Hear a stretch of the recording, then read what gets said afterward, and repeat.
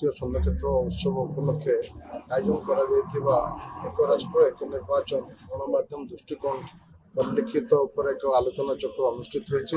ଏହି ଆଲୋଚନା ଚକ୍ରରେ ବକ୍ତା ଭାବେ ଯୋଗ ଦେଇଛନ୍ତି ପୂର୍ବତନ କେନ୍ଦ୍ରମନ୍ତ୍ରୀ ବ୍ରଜକିଶୋର ତ୍ରିପାଠୀ ଏବଂ ତିନି ରାଜନୈତିକ ଦଳର ପ୍ରତିନିଧି ଯଥା କଂଗ୍ରେସରୁ ନିଶିକାନ୍ତ ମିଶ୍ର ଏବଂ ଭାରତୀୟ ଜନତା ପାର୍ଟିରୁ ଅନିଲ ବିଶ୍ୱାଳ, ସଜ୍ଜନ ଶର୍ମା ଏବଂ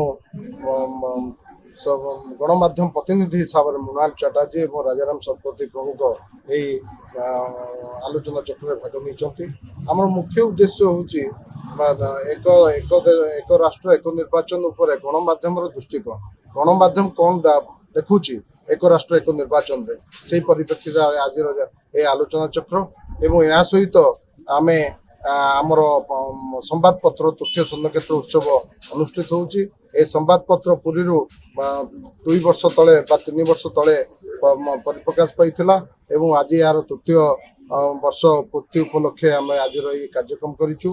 ନିଶ୍ଚୟ ଭାବରେ ଏହା ଧିରେ ଆମେ ଗଣମାଧ୍ୟମର ନେତୃତ୍ୱ ଯିଏକି ଗଣମାଧ୍ୟମର ଜଣେ ସ୍ରଷ୍ଟା ଭାବେ ଓଡ଼ିଶାରେ କୁହାଯାଏ, ସେ ହେଉଛନ୍ତି ସୌମ୍ୟରଞ୍ଜନ ପଟ୍ଟନାୟକ।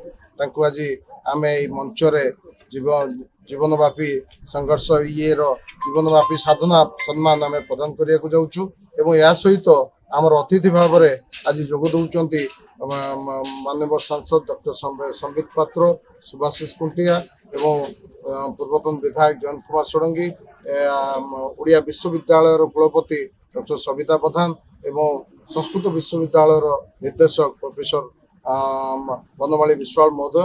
ଆଜିର କାର୍ଯ୍ୟକ୍ରମ ନିହାତି ଭାବରେ ଆଗକୁ ଏକ ରୂପରେଖ ଦେଖାଇବ ଏବଂ ଏକ ରାଷ୍ଟ୍ର ଏବଂ ଏକ ନିର୍ବାଚନ ଉପରେ ନିଶ୍ଚୟ ଭାବରେ ଆଲୋକପାତ କରିବ।